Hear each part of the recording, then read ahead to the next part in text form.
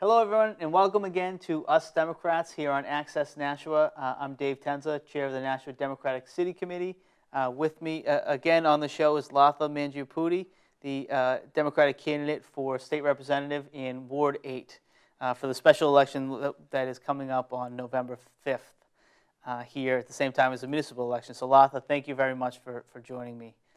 Thank you for having me again. This is my third time on this TV, and I appreciate the opportunity I get to talk to you and talk to the voters. Absolutely, and that's what we're hoping to do is let the voters get to know you and voters in Ward 8 who are going to get to decide the special election. Any little bit. There is so much to talk about with you because of your experience and everything you've done here in Nashua that it's great to have you on a couple of times before the election. And the election is coming up. Very soon. It's actually less than 2 weeks. Mm-hmm. Because November 5th is today's Thursday, so two Tuesdays from this Thursday. So it's coming up pretty soon, and it's exciting. It's a lot of energy. I'm excited, including my puppies. They've been very diligent in sitting out in the cold with me for visibility. So it's been very energizing. They seem to enjoy it down there at the end of Timberline. There's a nice little grassy patch for them to play around Absolutely. in while you're standing out. That's great. Get some fresh air for them too. Mm-hmm. Good. Mm-hmm. It's nice for them to be out with me than be home, and because I'm out a lot, so I'm not able to be home with them a lot. So Sure. they miss me. Yeah, I'm sure. Well, they'll get you back after November 5th. Absolutely. A little bit more at least, because hopefully after that you'll be busy up in Concord a little bit more than you are already. But so the election's coming up, and you've been working hard since September, really, on this election. Correct. What kinds of things has your campaign been involved with? And so what have you been doing to try to get votes? Basically, my focus has been meeting as many voters as possible, knocking on as many doors as possible, calling as many voters as possible.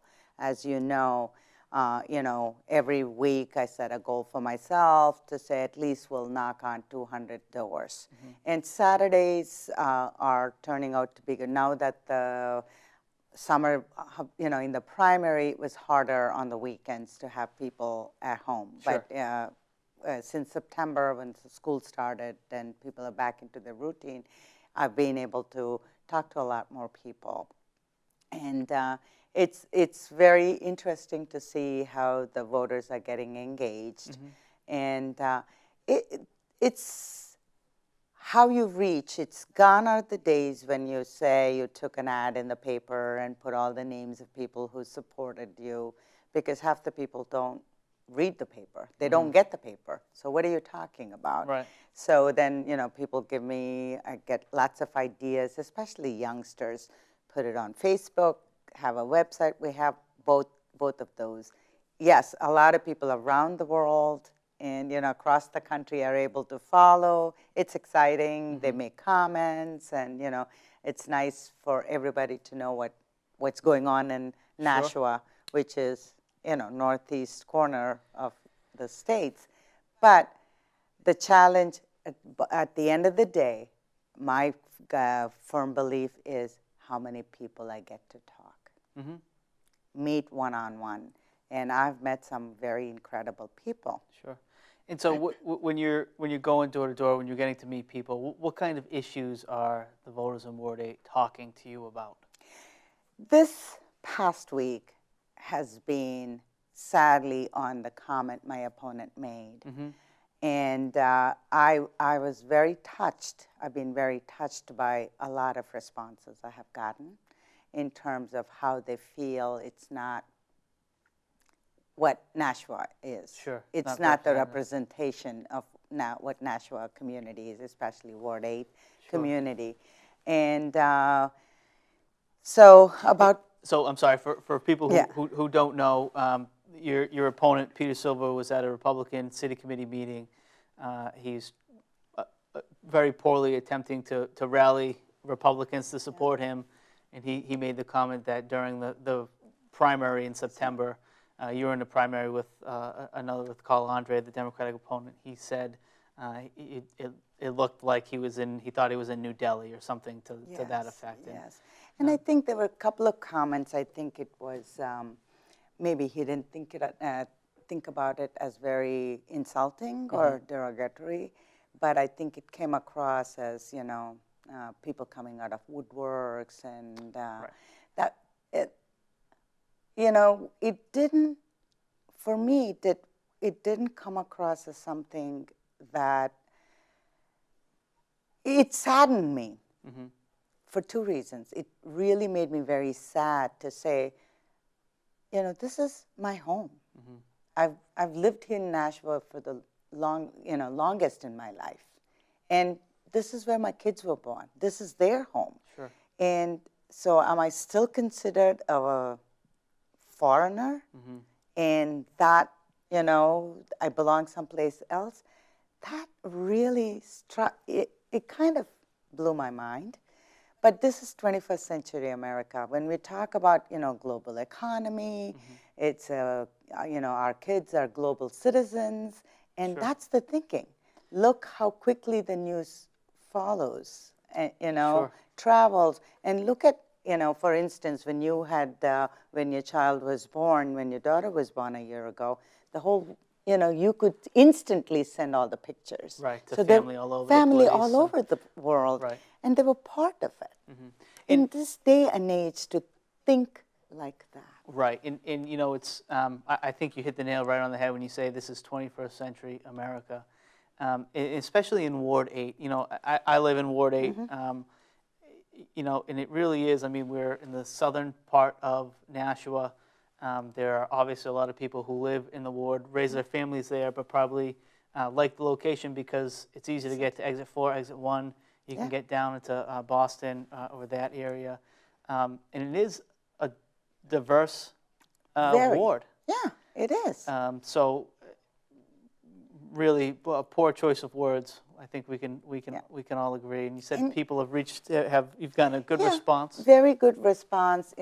People have said, we've known you. For one example, in my old neighborhood, one of the families put up my sign, and she put something on Facebook saying some of her neighbors were asking her how come she would entertain voting for me or supporting me. And she said, I'm an independent and my husband is a Republican, but registered Republican, but we know Latha for decades. Sure. And we know how hard she works. And so they're supporting me for who I am, not I'm a Democrat, I'm a Republican. I can represent their voice. Right. They can trust me to represent their voice. Sure. So that's what I want to bring the message to the Ward 8 voters. You have an opportunity to make that choice. You come out and vote. You be the judge of who would represent your voice best in Concord, who understands the issues in the ward. I think it would be wonderful if the turnout is going to be phenomenal, where more than 1,200 voters come out to vote. And your election is going to be on the same day as the municipal election. Correct. So people who are coming out to vote for aldermen at large, the ward aldermen, and all the different school board, board, Board of Public Works. But typically, the voter turnout, you probably have a better sense than I do. It's probably less than 1,000 people. Correct. There's, who decide those. The prediction for primary was about 250 total showed up. At the primary was 525. But I really like the ballot this time. Even though the state rep is a special election, it's part of the municipal ballot. It's one ballot, so not two different ballots. Oh, okay. So we won't have to worry about the pile that's missing. Okay. I hope. Yeah. But the way the municipal ballot is, all the municipal candidates are listed, and at the bottom there's a little square that's a special election state rep. So it's on one ballot. So when Ward 8 voters go to the polls, they don't have to worry about asking for anything special. No, They're, no. you know, I think that was a very smart move or very good move on the part of City of Nashua to get one ballot. Right. That's So, you know, because, streamlined. yeah, I couldn't understand how they could have two different ballots because some people would just take the municipal ballot or just the state rep. So, you know, voting is, you know, the other thing that's been very helpful going door to door, knocking on doors, is educating people. So many say, oh, we don't participate in the local elections, especially primaries. We don't even come out to vote. Said, do you realize how important that is? Because that's what is going to affect the school systems. You know, $80 million, $90 million budget is, you know, school budget. Sure. And that's decided by school board, aldermen, ward aldermen. So it's important to come out and vote for the municipal election as well, local elections. Right, local elections. And, Yes, and yes. they're not as well, they're not as sexy, we'll say, as the big national races that people come out to vote for. But, you know, day-to-day issues, like, you know, getting your street paved or, you know, or garbage collection, lights, anything like that. Street lights, and sanding, snow plowed. Right, things like that. The, you know, to have a responsive alderman in there is a big deal. Now, have you gotten the sense when you're speaking with people that people are aware that there's a special election in Ward 8? I think they are now. They say, oh, we saw your sign, or we have seen you standing in the corner. You know, we're doing visibility. Oh, you have stopped by, we got your flyer. The most interesting thing is when I hand my palm card, oh, we already have two that you've come by twice already, you know, don't waste it. You know, I appreciate that. I appreciate that people realize that it costs money. So, you know, we have it, you know, we don't have questions. And there were some very good discussions, very good discussions. And people are concerned. I mean, shutdown, you know, federal government shutdown did wake up a lot of people. I mean, people, it affected their day-to-day. I mean, in my own home, my son was furloughed for 2 weeks. Oh, wow. Yeah. Luckily, he didn't have any, you know, he's single, he's young. Right. He was able to manage, you know. But it's everybody's home. It's affected every family in one way or the other. And I don't think anyone likes to think about the government not functioning, especially when you think about how the message it sends to citizens, to people across the world. It's you know, of course, I have family back in India, so that's... Are they aware of what's... Oh, yeah, that's going very on? much, very much. And how can you say that your government is shut down? How can that be possible, you know, that kind of thing. And I think this whole comment, too, that raised a little concern. And, but... Do you have any sense, I mean, I'm not aware of any other Indian American legislators who are currently serving? No. What I think, I'm not sure, but, you know, I'm running for a state rep, not because I'll be the first Indian American to be elected to state, because that's the right thing as a citizen. You know, my home is Nashua. And like if my whole life I've done in terms of being PTO, then advocating for the kids across the city, being on the school board, then, you know, serving on different nonprofit boards, where I feel that's my gift. Or that's my strength, and I want to share it. This is purely from the sense of serving my community, and this is my community. Well, it's great. There is some significance, though, for someone who came to this country. You came, I mean, you were, how old were you? Yeah, I was in my 20s, early 20s. You were young. Yeah. But it was your choice to come here, and your choice to live here and make your, and you probably have a better perspective of what it means to be American and participate in the process. Absolutely. And, you know, I'm proud to be. I'm a first-generation immigrant. And, But I've never felt, I felt very comfortable. Nashua is a very integrated, very caring community. I have felt very included. Sure. I have not felt any different or being very different. That's what surprised me. Sure. Is that I have been welcomed and I've served in so many different capacities. And it's, like letters to the editor that's going out and the way people are commenting. And, even some of my seniors that I work with, they said, you don't even sound like an Indian, Sure. And this is, we love what you do. We just, you're just like another daughter to us, or, So when everybody embraces, yes, I do look different. That's only skin deep. Right. No, absolutely. The bottom of who we are as human beings, core is the same. Right. Oh, absolutely. That's what drives me. Yeah, and that's what great. drives me. And so there's, like we said, only a couple weeks left in the campaign. Yes. So what are you focusing on now? What kind of things does your campaign need help with? I want as many, if I can have people help with visibility, spread the word. Talk about it. Talk about the upcoming election so people know. Talk to your neighbors. Talk to your friends and say, do you know there's an election coming up?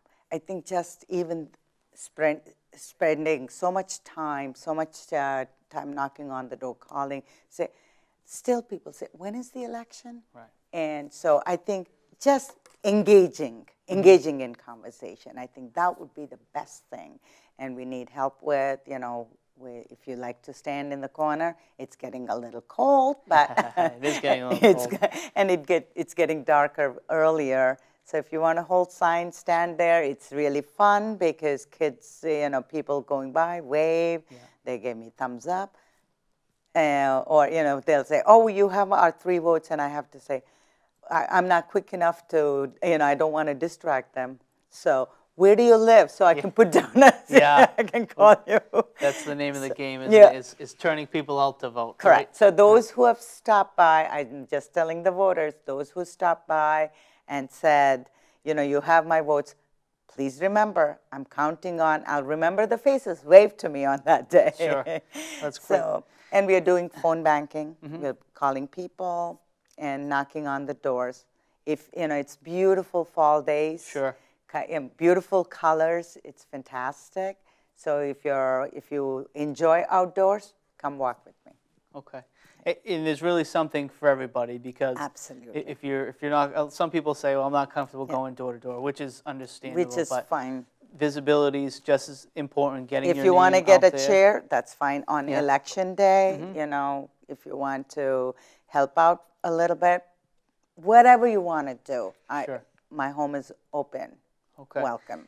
And if how do people get in touch with you, or how do they get information on you? I have a website, www.lathamangipudi.com, and it has my email address on it. And if you want to get in touch with me, my phone number is on some of the literature that I leave on the door, and I've written notes. Handwritten notes to people to call me if they have any questions. People have emailed me about, what's my stand on charter school, they have some ideas about when the shutdown was happening, how is it going to impact us in the state, and those kind of questions. And I appreciate that. I try to get back to them as quickly as possible. Sometimes, I want to get more information, understand the process. And any ideas, any questions. No question is simple. No question is, too simple to ask. Everything is welcome. Okay. And so this will be my final question for you here. You obviously, when you go door to door, you don't just talk with Democrats. You talk with independents and Republicans. Too. You know, is there any anger when you talk to people, or that because there's so much? It seems so many people are very opinionated. Correct. There is sometimes, you know, I'm not seeing that much this week, and almost some apologies. Some are apologetic in terms of, we're sorry you have to go through, this is not who we are as Nashvans. And I'm really proud. That's what I keep saying to people when they say, you don't have to apologize. I know my community. Sure. So that's why all I'm asking you as voters is come out and vote. Sure. Just you be the judge, because this is democracy. You can choose who represents you in Concord. Right. So that would be the best thing that voters in Ward 8 can do. Sure, But even Republicans. You have some Republicans yes, who we you know have you've at mentioned. least, I think if I do my math right, about 52 to 60 Republicans that have said they would support me. And some have said, you know, we'll come out publicly and back you because we really know what you have done in the community, and we appreciate that. Great. And these are people who know you from your time on the school committee, Correct. PTO up at Bicentennial. I've lived in this community, so they've known me from different walks of life, Right. you know, different roles that we have come in contact with each other, and they've read about me. And some didn't know me, but this really embarrassed the fact that, you know, they are part of this community where the comment was made. So Sure. they're speaking up, which I give them all the credit Right. for speaking up. Right. But thank you for doing that. And voters have been really wonderful. Great. Wonderful. So I'm asking again, I'm making that plea. Let's prove to the rest of the state, rest of the country, that Nashua Ward 8 will participate, will prove everybody wrong in terms of prediction. Will be more people turning out to vote. Yes, and that's a huge part of it is just participation. Yes. That would, you know, if anything else, that would make my day. Okay. That would make my day if more people come out and participate in the process and show that democratic process works. All right. Well, great. Well, you heard it here. Make Latha's Day, November 5th. Go out and vote in the state election, the special election, and also in the municipal elections. Correct. Pick your alderman, pick your alderman at large, school board member, public works, fire marshal, and if I've left out others, and there are some that are nobody's contesting, like Right. moderators, selectmen. Those are also key roles. So let's play our different roles that we can do to make this community a vibrant community. Right. We have about a minute left. Is there anything left you'd like to say? Again, come out to vote. It's Bicentennial School on November 5th. It's a Tuesday, 2 Tuesdays from this week. And polls are open 6 to 8. And there's single ballot. The ballot is all the municipal candidates. And then the special election for state rep is on the bottom. So go through all. Just pick each candidate for each role. So that's your choice, and that's your voice. Let your voice be heard. Great. Latha, thank you so much for being here again, and good luck to you on November 5th. Thank you so much. I appreciate this opportunity. Thank you. I'm Dave Tencza. This is Us Democrats. We'll be right back in a couple minutes with Representative Ken Gidge. Oh, those boys are much too much. Those boys are much too much. We got the spirit. We're hot. We can't be stopped. We got the spirit. We're hot. We can't be stopped. We're going to beat them and bust them. The smallest moments can have the biggest impact on a child's life. Let's get a little bit rowdy. R-O-W-D-Y. Take time to be a dad today. Call or visit fatherhood.gov to learn more.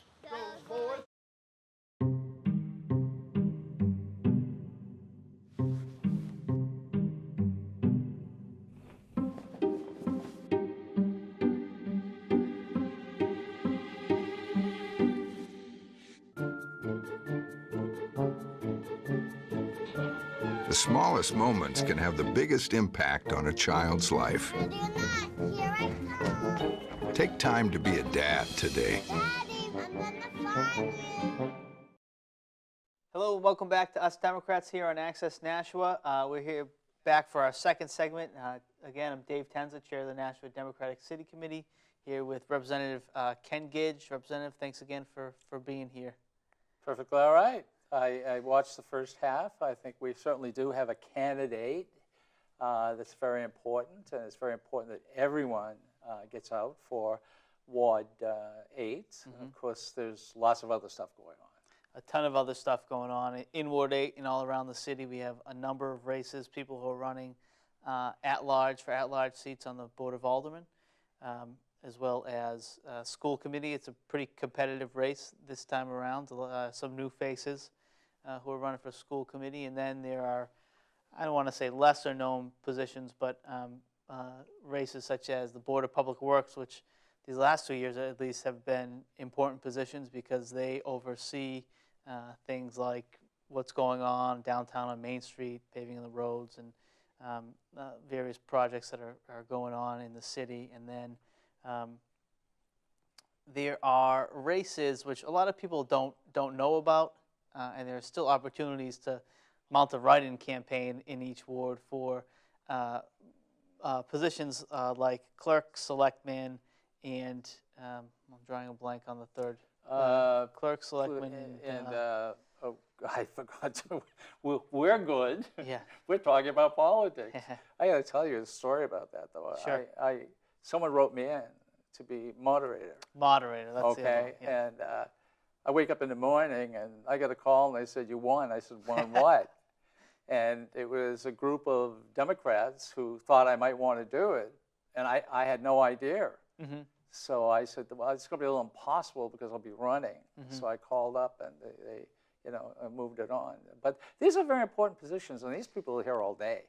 Oh, those people, they're there all day. In clerk, moderator, and selectman, those three positions, they don't generate a lot of interest ahead of time. People don't necessarily go and fill out the nomination petitions. But those are the people who are running the elections on election day. And they have maybe a couple trainings throughout the year. But, for the most part, the commitment for those positions are a one day a year, maybe a couple days a year job. But they're important. How your ward polling place works is very important. I know I'm from Ward 6, and it's always worked very well. Sure. There's always been enough people there, but for years you see the same people who'll do that, and it's like, oh God, they're there at least 6:30 in the morning to at least, 8:30, 9 o'clock. Right. So that's a long day. And what they contribute to us is something very important. And I think when you go in there and you do your checklist, where you get your name and they, thank them. Just say, hey, thanks for doing this, because I think it's very important that they realize it's not just a job to help in the community. And when you go over and someone opens the little, occasionally they'll open a booth curtain for some people, thank them. And when you go over to, stick your ballot in, make sure you thank the individual standing there. And when you leave, because people like that are really individuals who don't get credit. No, they don't get any credit. They don't get any credit. So if you're polite, and I'm sure everyone is, if you're polite, just please remember, I know there's people are going to be very busy and they're going to be running back and forth, and they may not think of it, but you get the cars running, maybe someone's in the car waiting and they want to get in. But be polite to these people because they really work hard. But yeah. So. Oh, they do.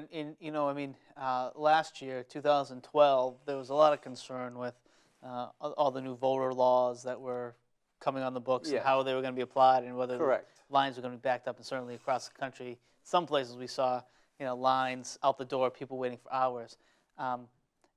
A credit to Paul Bergeron down at City Hall, the city clerk, and the people who were working every election. I was at every polling place election day last year, and there weren't issues anywhere, really. If there was a slight backup some places, maybe you waited in line for 20 minutes, a half an hour, but I don't even think that was really an issue. You know, No, Paul, and again, there's another person you mentioned, Paul Bergeron. He's an old friend of mine. I've known him for 30 years. Paul is just so, his father used to own a store called Bergeron. It's a clothing store here in Nashua. For 30, 40 years. I think it might have started with his grandfather, then his father, then Paul and his brothers, and finally, you know, times change. Sure. But Paul has always been involved with the city. In fact, he was state representative for one term. oh, was he? I Yeah, a didn't lot know of that. people don't know that. Oh, So wow. Paul is another, you know, individual who's, that's a tough job he's doing. Very tough job. Plus with everything he does the archives. So the archives of everything is just, which you really have to go to school for that. I mean, that's not, so we straightened all of Nashua's archives out. Oh, wow.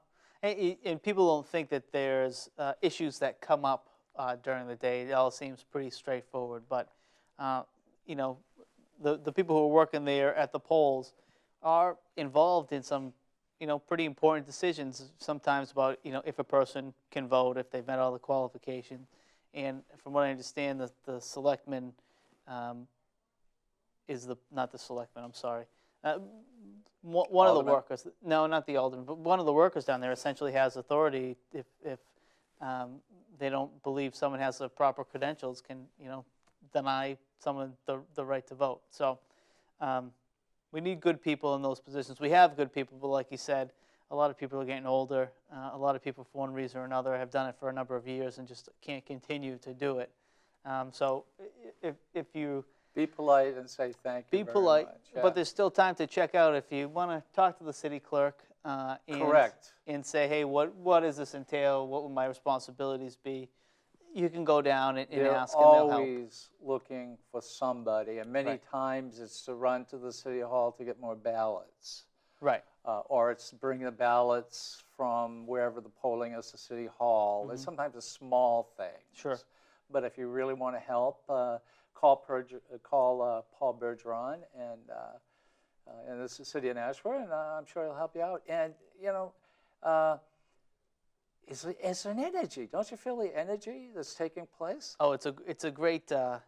The whole process of voting is a great process. I mean, I love election day. Don't you go into the polls but and filling out the? But we went through a presidential election, and it was, let's face it, you talk about energy. Oh, right. But this one right here, it's like more people are now starting to get involved. Some people that I haven't, you know, as you mentioned, I've never heard of are getting into the game. And that's the way it should be. But there seems to be more people out. There seems to be more people canvassing. My ward, we have Paul Chassey, who's been my alderman. In fact, I always joke with Paul, when you're not going to do it, I'm going to do it for one term. So you let me know. And he called me, no, I'm doing it this term. But there's so much going on. It's vibrant. It is. Of course, we're in politics, so we may feel that, but there may be people out there who feel the same way. Well, I think it's competitive. I think. I think we have great people involved in the city, both people, the aldermen, and people who deal with city government, and then at the state level as well, people like yourself, all the different representatives and senators who represent Nashua. You know, a lot of it, I think, is you folks are just good people, so other people want to be involved and do what you're doing, or you know. Now that is a good segue to get into something really amusing. So I'm going to just show this to everybody. I'm not going to tell you about this. I go to a nurse practitioner, and you know, my doctor's busy, so I don't need much. And she said, "You're in politics. Why don't you put a bill in so the nurse practitioners can sign off so people can get these?" Okay, no big deal. Right. Nurse practitioner can write prescriptions, in other words, narcotics, drugs. So why can't they turn around and get, you know, sign up for one of these? They can't. So what they must do is fill out all the paperwork, put it on the doctor's desk, and it's a fight for 3 or 4 days until it gets signed, and it's never refused. So I think, big deal. Not a big deal. And now, is it by law that Oh, yes. only a doctor can? Well, there's 3 individuals, 3 types of qualifications. This is just going to be a 4th type. All of them have the ability to write prescriptions. This is like the last group that can't write these out. Okay. And it's just not fair. So it doesn't sound like a big deal. I mean, if you can write prescriptions, you ought to write these out. Well, this is one of those things where you get involved with. So I go and I talk to an individual. I said, would you like to get on the bill? I don't want to get on that bill. They're giving out too many of these. They're not using these properly. I wouldn't do that. I would never. And I'm going like this, well, why? What's going on? So I go over to yesterday, When you say you go to someone else, you go to another state representative. I go to the state representative. I would like her to get on with me on this because she was a nurse at one time, a physical therapist, and I thought this would be good. And I'm getting this, they're giving these things out. Well, they're really not giving these things out. So I go to the motor vehicle department yesterday, and I'd like to talk to the commissioner of motor vehicles. And, well, you have to go to this one. So I stood in the line, and I waited. And I went around with a license plate, people doing all this stuff, getting their licenses. I finally get up to the desk. I'd like to talk to someone motor vehicle. Well, you have to fill out a paper, and I've got to give it to my, my superior. So send it in. Typical DMV bureaucracy. This isn't Concord. So I go, no, I'm not doing that. So I'd like to talk to her now. So she came up. I said, I'm State Representative Ken Gidge. I'd like to talk to somebody upstairs. Before, you could just walk up to their offices, all right? That's all. Just walk up, busy, okay, fine. So lady comes down, she runs downstairs, and I said, okay, I need some statistics. And in other words, I want to find out how many are out, how many of these are out per year. Do you believe that too many are out? Are people giving these out, just giving them out? Sure. So I get a call today from the, head of motor vehicle, and we start going through this, and he says, Ken, or representative, I went up to talk to one committee, and I thought this would be very easy talking about the disabled people in the state, and he said, what a mistake that was, because the trouble I got into. People are crazy. First of all, a lot of people think these are misused. Guess what? A lot of them are misused. Sure. All right? Now, let me go over explain to you how it works. If you're disabled, you can get 2 of these. All right? And this is the application. This is a new application that they had just made out, which is a lot stringent and more it clarifies more to the people who are filling them out. So this is new. They're trying to straighten things out. So you may get 2 of these if you're disabled, or 1 of these in plates. All right? Sure. So the big complaint, so they count every placard or plate as 1. So in the state of New Hampshire, we have 92,000 of the placards or plates. Yeah.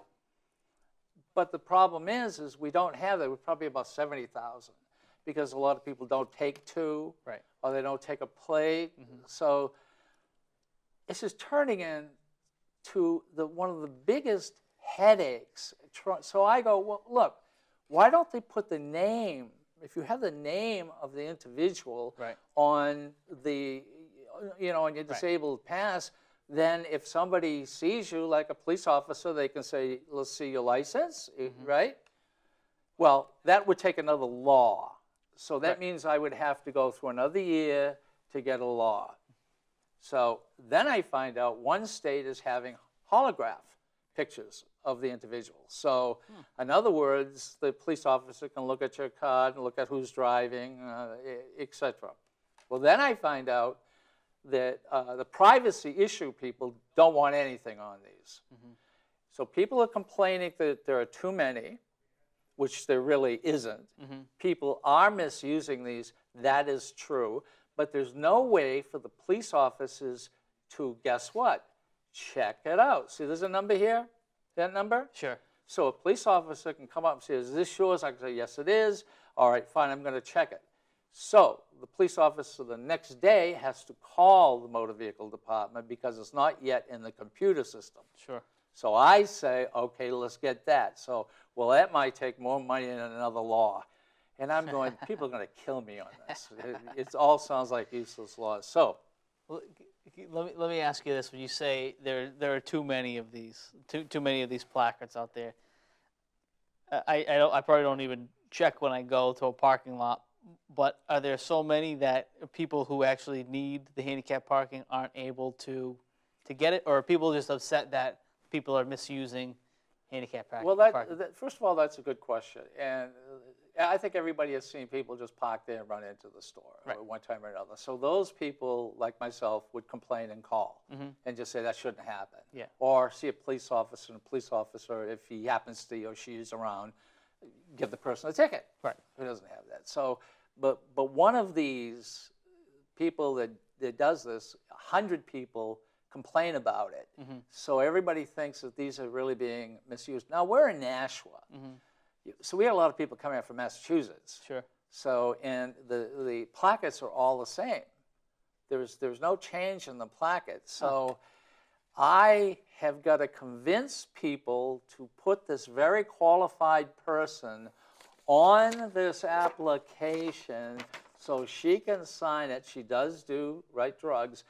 Now, that's the only issue there is, but I have to now talk to all the people in the committee because they're all saying there's too much of these plackets, so let's not put this other person on here. So that's really not fair. So so I'm giving you an idea of what people go through up at the State House. Sure. But I certainly don't want to go put 2 more laws on the books for these. Well, and this is a simple issue that you're trying to remedy You here, right? think it's yeah, simple. you think exactly. You think it's simple You think it's simple. until you talk to people and get You got everyone the else's privacy perspective. people, you got the disabled people, you got the people who don't think disabled people, should have them anyway, or Really? it's just really bizarre. Yeah. So we're going to try. The MV is going to have the number.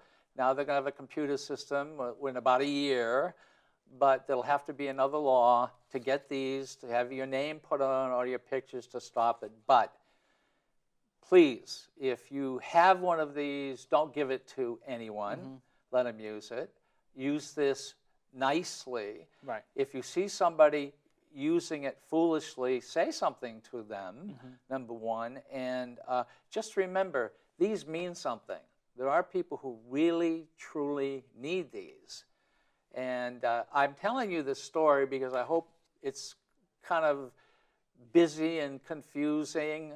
All I need is a name here, but I've got to convince 5 different groups that has nothing to do with her being on or nurse practitioners being on. So this is what aldermen go through. Now, we just had a candidate sitting here. We did. And she's going to be in for a surprise. There's a lot of work. It is, and she's a well-educated in the whole process. Oh, so yes. I'm sure Yes. she's well aware of how the sausage is made. Well, as they say. you know how you see how the sausage is made if you're in politics here in Nashua. When you get up to Concord, the machine is a lot larger that makes the sausage. Yeah, and it's interesting because I think people, since it's not a full-time professional legislature, I don't think people think about all the outside influences that the special interests that people talk about down in Washington. I don't think they realize that there are similar special interests here in New Hampshire. They might not be big, paid, More powerful. than people believe. Right. I'm in commerce, which is insurance and banking. Imagine what I've gone through, we have gone through in the committee in the last 6 years. There's only 2 of us from Nashua that's in banking and commerce, banking and insurance, which is commerce. And besides that, they didn't think we had enough to do, so they threw in consumer affairs. So we do a lot up there, and maybe too much sometimes. We're one of the busiest committees there are up there. So if you want to get in but there are committees that aren't as busy. But, and what we're talking about are people who are influencing individuals. And when you're in commerce, banking, and insurance, you see it all the time, Oh, sure. especially in insurance. Right. Those are all highly regulated industries. And they rely on the state to set a lot of the parameters, the business kind of parameters that they can. Oh, they influence, they definitely influence how votes take place. They contribute to campaigns. I must say, someone said you must be doing something right because you haven't got a campaign contribution from either the banking or the insurance. So I'm one of those, those stopgaps. But there are people up there who are in the insurance business who are in commerce. There are people who are in banking business. So where do you think they're going to go? Right. And how does that work if they're, because they obviously can't vote on any piece of legislation that would directly benefit them financially. When you say real estate, it's not one little pot, it's the whole industry. So of course they can vote. It's banking. When you say banking, it's not just one tiny little pot that affects just one pot in banking. Sure. So of course they do.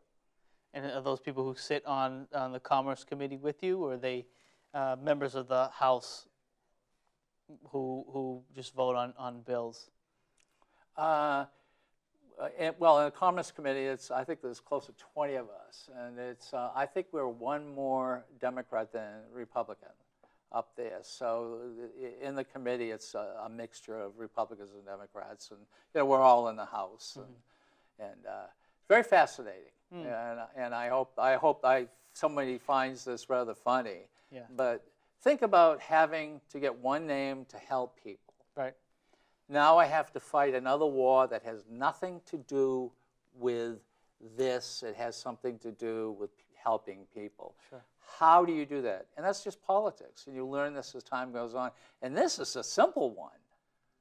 So I would say that people of New Hampshire ought to feel that they're very fortunate. They really do have a great group up here. Up in Concord, up in the legislature? Well, yes, I'll talk Concord, yes, Sure. but obviously all branches of our government. We're pretty honest. We're considered the most honest state in the United States.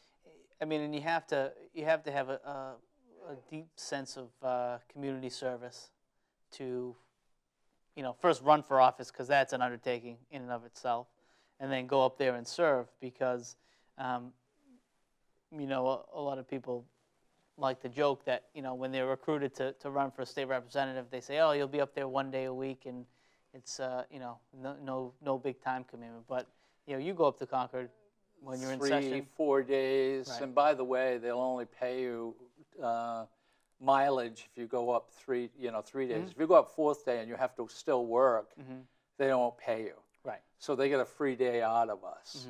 So there are a lot of us who go up there 4 days a week. Right. And you have to make sure that the bills that you've sponsored are on track and they stay on track, and no one's trying to derail them. I was up there twice this week, just to do exactly that, to make sure the bills were the bills that I am sponsoring and with other people, and trying to. There's another person sponsoring a bill that's similar to mine, so we're going to get together on Tuesday to bring our bills together and work together. I mean, there's just so much of it. I used to do, and I think you know this, and I've said this, I used to do talk radio, and I've interviewed every single politician from the vice presidents, to a vice president who became president. But I thought I knew something about politics. No, you get up there and serve one term at the State House. Completely different. Completely different. And so the legislature technically isn't in session now, but we talked a little bit earlier that the governor is going to call for a special session in November. Yes. So explain that, what that entails. A special, we don't really have to get back till, I would say, well, we're up there now, January, supposedly. But what's happened is, and I will blame this directly on the Republicans for doing this. And that is, and we've talked about this before, the government, our federal government, will pay for 3 years all of Medicaid. Sure. 58,000 people, something like 2 point something billion over 3 years. After that, we only have to pay 10%.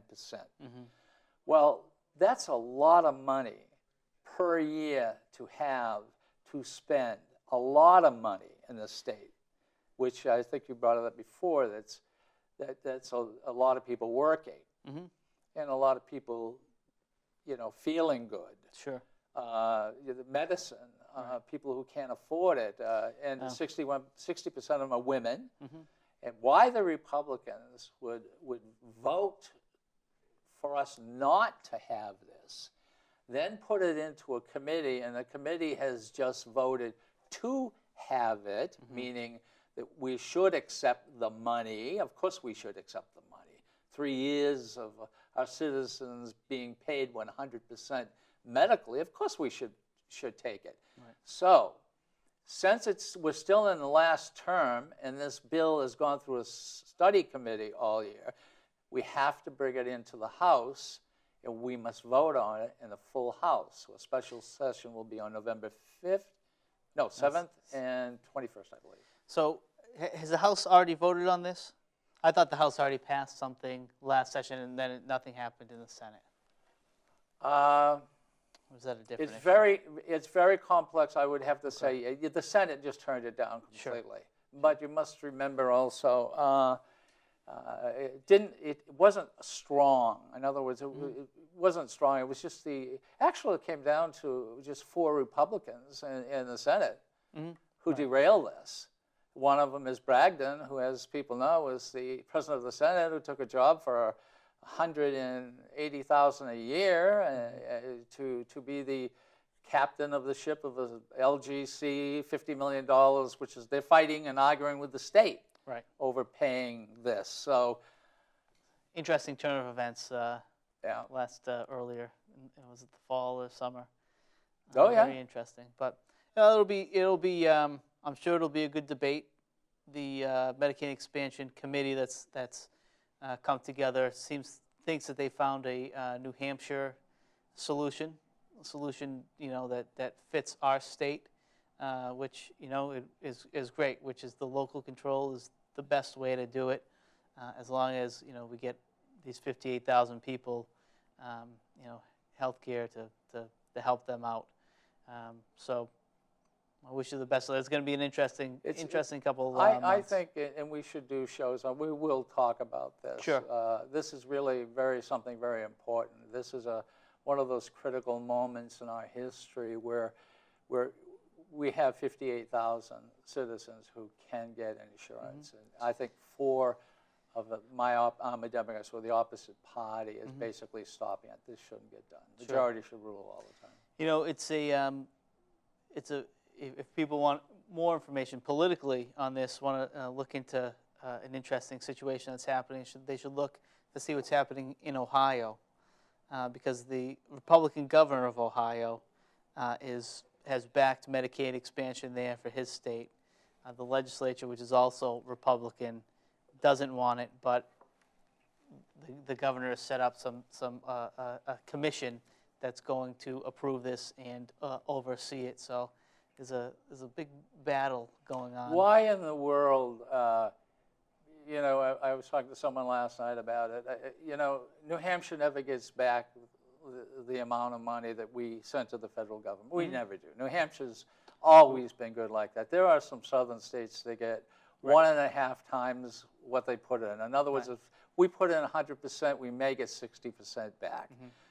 There are taxes, you mean? So yes, dollar for dollar that we give to the federal government. Let's say 100, we get 60 back. Maybe occasionally, there are some states that get 150, 200% back. Right.